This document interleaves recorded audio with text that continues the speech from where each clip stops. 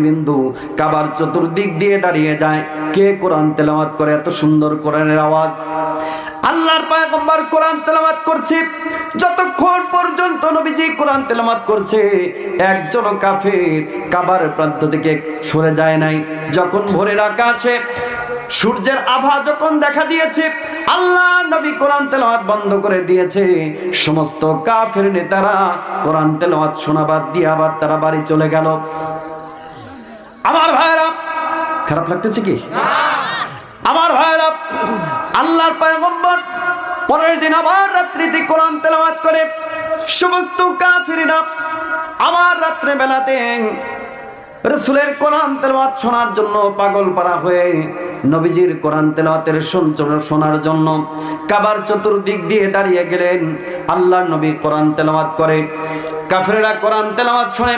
সেদিনও সারা রাত ভরে নবীজি কোরআন তেলাওয়াত করছেন। কয়েকদিন ধরে চলে যায়, শুধু কাফেররা কোরআন শুনে যায়।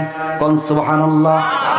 নবীজিকে কিছুই বলে না, তারা প্রশংসা করে, হায় আমাদের আল আমিন এত সুন্দর তেলাওয়াত করে, এত সুন্দর মধুর বাণী দিয়ে কোরআন তেলাওয়াত করে।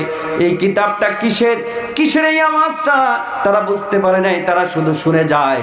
আস্তে আস্তে নবীজি যখন একজন একজন করে ধরে ধরে হযরতে আবু বকরের কাছে যায়, হযরতে আবু বকরের কাছে গিয়ে বলে, আবু বকর, তুমি আমার এই পৃথিবীতে সবচাইতে ভালো বন্ধু, তোমার কাছে আমি একটা দাবি নিয়ে এসেছি।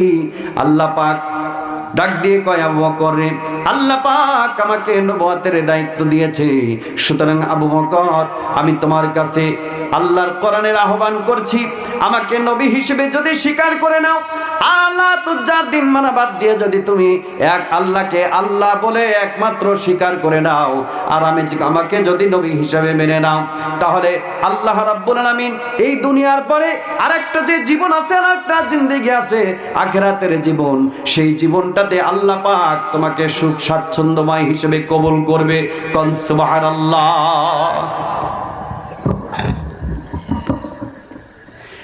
হযরত আবু বকর বলে, ওগো মুহাম্মদ বিন আব্দুল্লাহ, আমি জানি তোমার সাথে যতদিন ধরে সম্পর্ক, এতদিন ধরে আমি বুঝেছি আপনার যে চরিত্র, এই চরিত্র কোনো সাধারণ মানুষের চরিত্র নয়। আমি সাক্ষী দিলাম আপনার আল্লাহর পয়গম্বর আমারে পড়ায় দেন কালিমা লা ইলাহা ইল্লাল্লাহু মুহাম্মাদুর রাসূলুল্লাহ।